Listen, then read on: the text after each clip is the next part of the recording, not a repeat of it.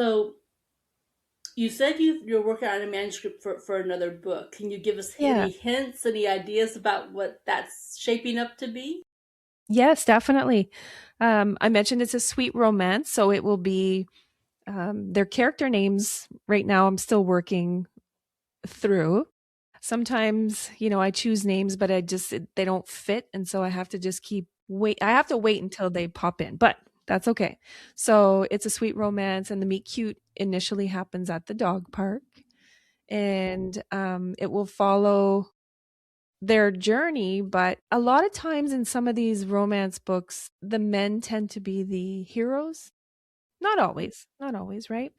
But I Oh, really want to flip that one on its head. And so there's going to be, he will come in and he'll do some rescuing, but there's going to be some reversed roles, let's say. And then, of course, lots of dogs. They won't be talking in this book, but they'll be um, present, is what I'm trying to say.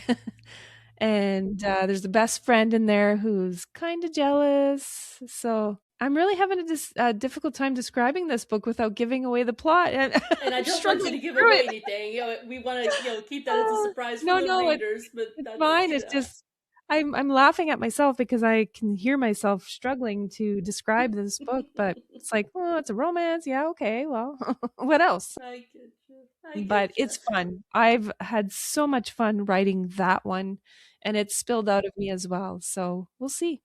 We'll see where this leads. Yeah. I'm sure it'll be great.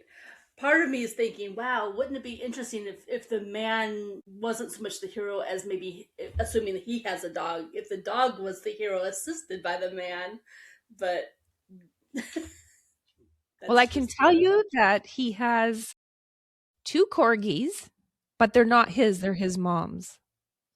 So, yeah, a bit of an interesting, because she meets him, he comes to the park and he's this, whatever you want, suave, good looking, handsome man, but he has these two little corgis, which doesn't quite fit the bill. I mean, sometimes we do tend to make preconceived judgments based on the dog, which is kind of funny. it And is true. isn't We it? always Yeah. assume that dogs resemble Mhm. their owners, and so if Mhm. depending on how the dog behaves or Yeah. looks, we Yeah. assume the same about their human. Yeah. But there will be a whole other story. So they're part of his family, these two corgis, but not his. Absolutely.